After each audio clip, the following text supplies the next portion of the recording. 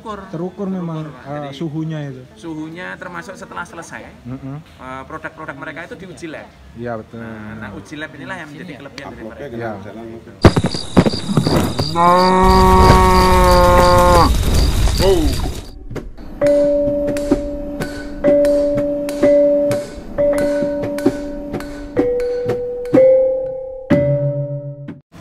Mas Bas, J. tentang ini, tentang material sekarang. J.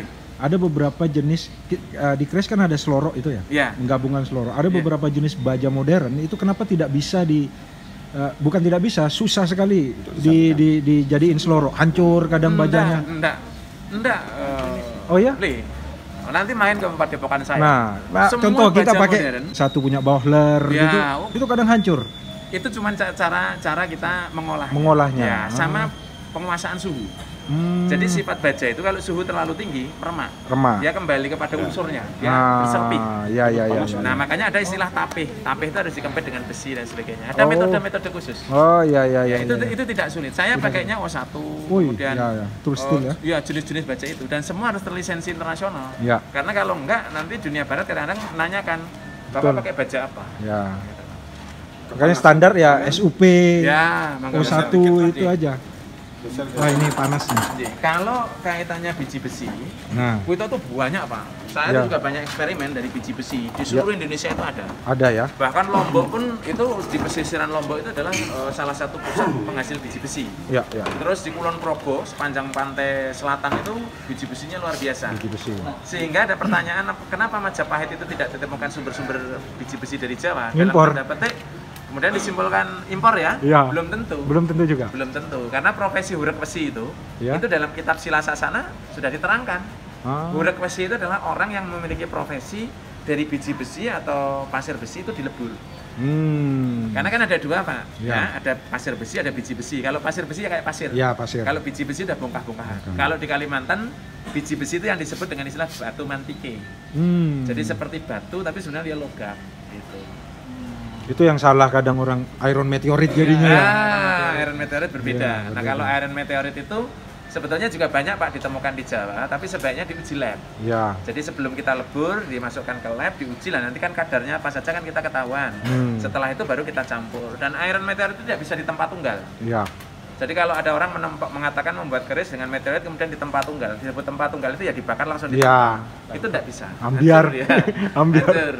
Itu ada teknik-teknik. Kalau itu nge-lab itu di mana biasanya Mas? Kalau saya di lab metalurgi di Ceper bisa. Di Ceper. Di UI juga ada. Di Bali pasti ada Pak. Pasti ada. 8 katanya ya? Kita aja yang belum tahu. 8 juga bisa. Bisa ya? Bisa. Suku Pindo gitu. Ya. Unut Coba coba lah kita dicek. kejar. Iya, itu. Iya. Nah, jadi gini, jadi kesulitan mungkin semua atau nggak tahu ya. Kalau Iya. saya, Iya. rasa begini, jadi dalam pemilihan bahan Iya. bagi kami yang pemula di Bali, Iya. menentukan bahwa bahan ini bagus atau tidaknya itu sulit. Sulit, ya? Hanya menggunakan pengalaman saja. Pengalaman, ya. Oh, kerasnya begitu ini bagus. Iya. Jadi seperti Mas Bas bilang menggunakan baja A, baja B, baja C. Nah, untuk menentukan bahwa ini adalah baja A itu belum. Jadi begini, Mangko ya. Kita mau membuat keris itu sebetulnya mau yang posisi yang mana? Kalau kita mau sebetulnya praktis ya, tidak begitu sulit, kita beli saja baja-baja standar internasional. Itu produknya Bohler, produknya Hitachi ada. Iya. Jadi misalnya O1, D2 atau apa. Memang resikonya bahan standar internasional sedikit lebih mahal. Tapi sebetulnya ini ya sesuai dengan produk yang kita hasilkan kan gitu. Nah, oleh karena itu saya juga menyarankan dan ini juga kaidah. Di dalam kitab-kitab perkerisan itu sebenarnya melarang kita itu membuat senjata terutama keris itu yang disebut pusaka itu dari bahan bekas. Sebenarnya pantang di situ. Nah, oleh karena itu lebih baik belanja saja kalau baja itu yang standar internasional. Itu mudah terukur dan sebagainya. Tetapi kalau yang pengen agak sedikit rumit dan biasanya memang kita harus butuh komunikasi yang lebih komplit, lebur saja dari biji besi. Bahannya banyak di mana-mana ada biji besi. Mangku ke pantai saja coba dicek. Di pantai itu disaring pakai magnet itu ya, kemudian dilebur ya. Ada dari pantai, ada dari gunung itu dilebur. Hasil spongnya itu kemudian diluluhkan, diuji lab kadarnya berapa dan sebagainya. Tapi ini butuh waktu yang panjang. Iya. Tungkunya pun khusus Ya, kayaknya tungkunya khusus. Biayanya juga lumayan tinggi.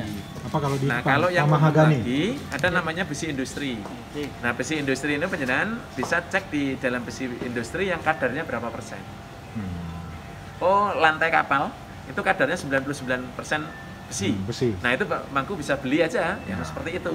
Nah itu dicek di sana. Kan ada katalog besi industri. Ya. Nah itu Mangku bisa lihat kadar berapa yang ingin diambil. Kan gitu. Baja juga sama, tinggal aja dilihat di katalog. Jadi sebetulnya hanya pada persoalan informasi-informasi dan jaringan yang sebetulnya sudah sangat terbuka tapi belum terbiasa dilakukan. Ya, gitu. Itu yang menjadi problem sekarang. Dan selalu kita itu terjebak di sini Mangku. Oleh karena itu perlu ada ketegasan seperti yang saya sampaikan tadi. Kita berkarya keris itu mau keris yang seperti apa? Kalau mau keris yang kultural, mau keris yang khusus, ya jangan takut biaya mahal. Iya. Nah caranya apa? Ya disampaikan kepada pengguna. Selama pengguna itu mengerti, itu tidak ada masalah. Betul. Keris mahal buatan baru itu tidak masalah. Ya. Gitu. Kemarin itu nikel yang dikirim itu kan habis. Iya. Bingung saya. Aduh, kayaknya sibuk Mas Basim. Oh iya, kadang-kadang itu saya itu loh, Mangku Itu kadang yang asli Indonesia kan? itu Sempat anu, saya cari kemarin Sulawesi. Sulawesi ya. Ya, itu. Inco. Itu Palen. Inco. Itu Tapi Palen. Inco itu ada banyak jenis. Ah. Harus hati-hati yang untuk serinya. Iya. Ya, ya. Kalau saya beli biasanya rombongan. Karena satu plat itu kan 13 kilo lebih. Ya. Jadi kita rame-rame nanti dibagi-bagi gitu. Itu khusus nikel yang tempa. Karena nikel itu ada yang khusus bisa dipakai tempa tapi bisa juga dipakai untuk chrome. Chrome, plated. ya. Nah, itu nanti terlalu mengkilap Ya. gitu. Oh, Nah, yang kalau yang kecil-kecil kotaknya. Oh, ya kodenya itu gitu. N20, Ya.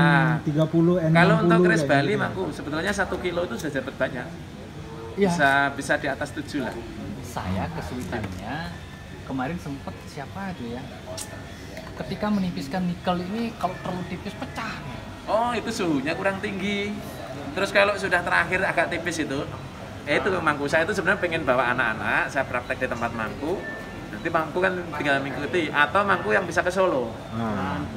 Nikel itu terakhir kali sudah tidak ditempa.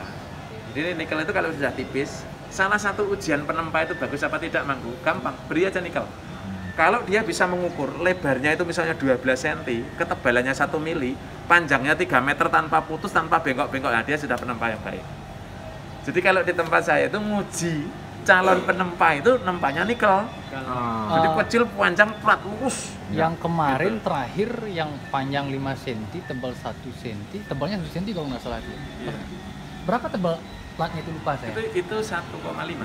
Nah, yang lebarnya berapa lupa saya? Sekitar 10. 12 ya? 12 ya? 12. Iya. Itu bisa berapa ya? 15 sekitar 90 cm kayaknya. Iya. Nah itu betul. Mangku kalau sudah panjang, itu jangan lagi ditempa. Nah, kenapa kita itu butuh yang namanya paron palandi? Paron lebar atau panjang ya, itu fungsinya nikel itu dibakar warnanya putih merata, itu disabet begini saja. Iya. Tujuannya dia merata karena kalau Mangku tempa terus begini, Pecah. tipis, pecah.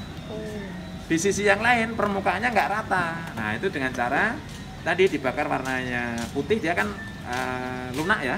Nah itu tinggal disabet-sabetkan di paron itu. Nah itu nanti dia memanjang bisa plat lurus. Kemarin sempet sih bisa panjang segitu, cuman dia saya ingin kejar 0,4 sebenarnya. Oh, Mentok di 0,5. Iya. Pukul lagi. Iya. Pecah ya. Kalau untuk teknik antara tempa lipat dan layer, Iya. itu untuk hasil akhir Jauh bagus berbeda. mana? Nah kalau style tempa sekarang Madura dengan tempat yang lain itu punya perbedaan. Kalau Madura itu Layer besi ya? yang tipis-tipis itu dari disusun. Nah teknik ini sebetulnya hampir serupa dengan teknik yang banyak berkembang di Eropa ataupun di Timur Tengah. Ya. Cuman kalau di Timur Tengah itu langsung disisipin baja. Jadi baja, besi, nikel nyatu.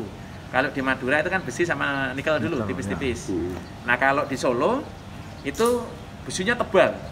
Terus nikelnya hanya 2 lapis saja. Nah perbedaannya jelas. Kalau yang tebal dengan jumlah lapisan awal itu sedikit, dengan tempaan yang lebih sering, dengan proses pelipatan lebih sering, dengan suhu yang membutuhkan suhu tinggi, ini jauh lebih kuat. Ya. Kelemahannya, motif pamor susah dibentuk. Ya, Misalnya mau buat yang garis-garis, Ya, barang sineret, pamor itu miring susah. lah, Ya, susah. pamor miring susah. Kalau yang teknik tadi, yang layer, yang disusun tipis-tipis tinggi itu, karena prosesnya hanya sekali atau 2 kali potongan, Ya. otomatis kepadatan, kematangan tempa tidak diperoleh di sini. Tetapi secara efek visual, ya pamornya lebih tertata, lebih gambar, lebih mudah digarap dan sebagainya. Nah oleh karena itu tergantung pilihan Pak Mangku. Termasuk hati-hati buat pamor. Pamor itu sebetulnya pamor yang paling kuat, pamornya wasmutah. Iya. Wasmutah itu Kalau kita misalnya korowelang itu yang disusun begini, Iya. senempel-nempelnya ini kalau ada tekanannya Iya. ya sebenarnya patah. Ya. Nah, oleh karena itu orientasinya keris yang mana? Lah kadang-kadang kerisnya pengen yang kuat tapi pamornya aja ditempel-tempel ya secara ini ya kurang Layer dan teknik tempa lipat itu berpengaruh sama ini ya, Power. bahan baku juga ya, Oh, iya. arang apa, makanya berpengaruh sama harga juga. tenaga kerja, Ya. waktu pekerjaan, jenis tungku dan semua bahan dari areng sampai kepada ini Mas nikelnya. Iya betul. Nikelnya yang kalau yang tempa lipat langsung lama, Ya. nikelnya banyak. Nah ini banyak yang orang nggak tahu kadang. Ya, Kenapa keris di Bali tanda kutip mahal ya, Ya. karena teknik tempanya menurut Betul, saya. betul. Karena di sini jarang menggunakan layer yang Ya. singkat, singkat. Tapi tidak kalau makan areng banyak Ya. kan gitu kan. salah Iya. persepsi sebenarnya Iya. yang dilihat sementara ini kan di Bali kerisnya mahal-mahal semua, sebenarnya nggak begitu sih. Iya. Di Jawa pun ada yang mahal kan. Oh Iya. iya. Mungkin Ada. saat ini kalau pembuat keris modern saya paling mahal mungkin seluruh Ya. dunia mungkin dia. Dengan teknik tempa itu tadi ya, lipat dan itu ya. saya tuh sering loh nggak buka harga. Mereka menghargai sendiri. Mas Bas pernah bikin yang dengan layer? Oh, enggak Enggak pernah. karena saya sudah tahu bahwa teknologi itu untuk saya terapkan di Solo itu tidak optimal. Kalau mungkin saudara-saudara kita di Madura mungkin mumpuni di situ Mumpuni, ya. ya. Jadi ini memang ada plus minusnya. Pilih yang mana. Dan pangsa pasar tadi Pak, makanya kalau kita elegan, punya konsep-konsep yang kuat, ya mangku Mas beli yang lain ya. Bisa membayangkan kan, kalau yang beli itu orang biasa, seorang pejabat, seorang saudagar, seorang pegawai, mereka kan sudah punya standarisasi sendiri-sendiri ya. Jangan dipaksa misalnya kelas masyarakat tertentu harus menghargai sekian, kelas masyarakat tertentu sekian. Kalau yang sudah mengerti soal keris kita buka harga, mereka kadang tersinggung. Iya betul ya. Kadang-kadang malah datang, ini ada dana sekian Pak, tolong dikerjakan. Nah. Kalau enggak ya kadang-kadang kita ngobrol-ngobrol, beliau-beliau ngukur sendiri. Gitu. Nah oleh karena itu bagus juga kalau di tempat saya sampaikan terbuka. Di tempat saya itu kan ada 4 grade karya saya sendiri, 100% karya saya sendiri. Saya mengkontrol proses penempaan, pembentukan saya sendiri. Ada juga yang hasil panjak-panjak kami itu sudah 25 tahun, 30 tahun yang bareng sama saya. Itu mereka yang mengerjakan, kontrol di tempat saya. Itu di atas 60% masih saya. Nah, grade ketiga itu sudah hasil-hasil binaan kami yang masih tetap di Padepokan. Grade keempat karya-karya mahasiswa. Nah, mereka sudah punya pemahaman sendiri mana yang mau dikonsumsi. Ya. Dan saya punya manajemen yang berbeda, itu yang saya pegang teguh ya. Setiap karya saya itu diapresiasi orang lain, saya ambil 20% itu untuk pengembangan. Untuk inspirasi itu yang saya pakai untuk belanja keris-keris sepuh. Itulah yang saya taruh di museum saya. Karena keris sepuh itu saya dudukkan sebagai inspirasi. Nah, disitulah yang saya memiliki keleluasaan untuk kita itu bisa mengambil keris-keris yang bermutu ya sebagai inspirasi. Di sisi yang lain untuk membangun edukasi. Cukup tinggi Pak, saya ngambil 20% itu saya pakai untuk itu. 20% lagi untuk menambah skill kita.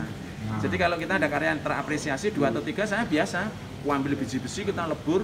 Kadang-kadang saya masuk ke lab-lab tertentu, saya menyerahkan hasil eksperimen kita untuk mereka uji. Karena ada wilayah-wilayah tertentu dalam dunia metalurgi itu uji labnya cukup mahal. Nah, mahal itu kadang-kadang kita lihatnya kan dari luar. Sebetulnya tidak. Orang melibatkan banyak alat, melibatkan banyak ahli, yang itu kadang-kadang nilainya jadi tinggi gitu loh. Nah, itu harus kita sinergi juga. Jangan kemudian kita pengen harga tinggi, kadang-kadang bayar di lab tinggi, nggak mau gitu. Pandi Yoga, ada yang ditanyakan? Ya. Ini saya dari Takasan juga ya, Oh iya, dari pasar. Tadi kan membahas tentang baja, kita kembali lagi ya, Iya, ke tentang baja. masalah baja ini. Iya. Karena banyak juga yang masih problem di Bali tentang Iya. bajanya ya. Iya. Pemanasan suhu. Nah, Iya. setiap baja ini kan banyak baja, jenisnya banyak. Iya, banyak. Nah, ini saya mau tanyakan, apakah kadar suhu tungku itu sama ya dengan kita pakaikan baja yang masing-masing baja yang Oh, berbeda? beda-beda. Beda-beda. Beda. Nah, cara untuk Mengukur ya. mengukurnya itu Iya. yang gimana cara biar nggak retak, nggak getas dia. Sebetulnya pecah. dapat diukur kalau secara tradisional warna. Jadi jangan pernah menempa baja itu warnanya putih ke merah. Minimum itu putih. Tapi juga jangan sampai putih ke pijar. Jadi antara putih ke kuning atau putih. Tapi jangan sampai putih pijar. Putih pijar pasti dia hancur. Tapi kalau dia putih ke merah, ditempa masih pecah. Jadi semua jenis baja itu cara mengukurnya di warna itu. Nah, selisih suhu itu kisaran cuma 50 derajat. Naik dikit luluh, turun dikit pecah. Nah, untuk membedakan Kiwatsuki ya, ada beberapa teknik yang juga saya sempat coba. Iya. Masuk kasar plus 10 juga udah sempat saya coba. Iya. Cuma titik leburnya kenapa yang di tengah-tengah itu lebih cepat panasnya daripada yang di pinggirnya? Nah itu karena tingkat kepadatannya. Jadi baja yang kita konsumsi atau kita ambil ya, kita belanja dari toko-toko dan sebagainya, itu kan banyak sekali jenis baja. Nah ada juga jenis baja itu yang permukaan luarnya itu sudah di-coating, ada pelapis di situ, sehingga proses pembakarannya tertangkap yang ada di dalam lebih dominan. Karena yang di luar itu bisa saja karena cat, karena mungkin proses sepuan, proses pengepresan itu berpengaruh di situ. Nah oleh karena itu saya sarankan kalau beli mau bakar baja ya, mau langsung garap baja, jangan langsung digarap. Jadi ini dibakar dulu merata, putih ya, jangan ditempa, biarin saja dulu. Setelah itu didinginkan. Setelah dingin, besok garap lagi. Karena kalau beli menggarap baja itu langsung ditempa, itu rata-rata tadi ada permukaan-permukaan jenis baja tertentu itu yang sudah di-coating. Diwangsung. Jadi Dan pabrik sudah ada yang hardening sudah ya? Iya, karena ini sudah disepuh lah istilahnya. Seringkali kalau baja itu kena udara dikit kan Iya, kotor ngeras kan. ya, iya. Nah, agar dia awet ya, nggak kotor, kadang-kadang dicat, kadang-kadang ada coating. Nah, caranya tadi dibakar dulu suhu putih, dia kan lepas. Makanya ada istilah ngewasuh. Beli pernah ngewasuh baja? Belum. Nah, caranya gini, itu juga sama. Beli bakar, posisi pipih gini ya. Bakar, suhunya putih, dimiringkan, dipukul. Nah, ketika nanti kerak-kerak yang lepas, itu sebetulnya itulah yang disebut kerak, itulah kotorannya. Walaupun baja industri, baja kualitas modern, tetap ada kerak ini. Nah, ini harus hilang dulu. Baru nanti dikempit dengan besi. Nah, itu dah Gitu. pertamanya kan sudah ditempa dulu ya, membentuk seperti kodokannya Ya, itu untuk bajanya. Ya. Artinya itu kan sudah ditempa juga. Iya. Nah, itu udah saat pemanasannya itu kan sebenarnya udah lepas dia untuk kerak-keraknya, Ya. lapisannya udah Ya. lepas dia. Nah, itu udah yang saya kagetkan. Iya. Waktu titik pemanasan itu kenapa yang di pinggir itu lebih cepat, yang di tengahnya lebih cepat Oh iya, panas. suhu baja sama besi kan, apalagi besi campuran, itu selisihnya 100 derajat lebih. Lebih kan. Jadi baja itu titik leburnya lebih rendah dari ferry. Jadi kalau besi dicampur sama nikel dilipat-lipat, sama baja itu, ini suhu baja itu lebih rendah. Iya. Oleh karena itu jangan langsung dikempit, Bli. Kalau di tempat saya, ini kan dibentuk kayak jam gitu ya, bentuk huruf U. Ini dibakar dulu. Warnanya sudah merah, bajanya baru disisipkan. Nah kalau bajanya sudah disisipkan, baru disatukan. Karena selisih suhunya bisa sampai 100 derajat. Artinya semua baja pun tekniknya sama seperti Sama. itu. So, Mbak mau sama saya? akhirnya Oh iya, oke. Di sini bisa? Terus ke sana? kameranya. Oh iya, Oke. sebentar ya. Terima kasih banyak. Ya, terima kasih Iya, banyak sama-sama. ininya. Maaf ya, Bli ya. Iya. Nanti kalau ini ke Solo lah. Ke Siap, Solo kita siap. anu, bareng. Terbuka ya di Saya sangat Padepokan. terbuka. Karya seni itu tidak akan pernah daya sama persis. Siap. Teknologi kita mau terapkan dan berikan kepada siapapun, kita malah justru makin kaya. Ini Mas, dia sering memang untuk saya belum pernah bisa untuk nyari apa itu saran-saran di luar, Iya. tidak punya HP, Iya. saya minta tolong sama dia Iya, untuk, timnya Pak untuk Subrata. mencari apa yang harus Mantap. dikerjakan. Bagus sekali. Makasih banyak ya, Bli ya. Mantap, mantap. Ide-ide saya nanti dari pasien ini saya sudah punya Iya. bakal entah bagaimana cara Iya, siap. tekniknya. Ya. Siap, Pak.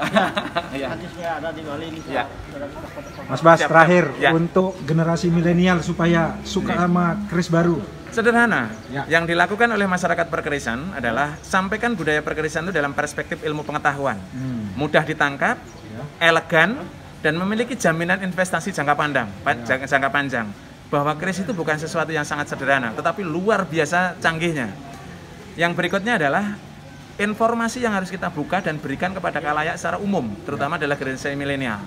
Anggaplah punya keris itu sama seperti punya HP. Arti pentingnya ada di situ. Punya HP 1, punya keris 5. Sepakat itu. Terima kasih Mas Bas. Thank you atas sharingnya. Iya, dua-dua disayang-sayang. Oke, yo. Makasih Pak Subrata. Mangga Mbak. Oke. Makasih Pak. Thank you. Mantap Mas Mamung. Ya, sampai ketemu lagi di lain waktu para baramu. Cihai.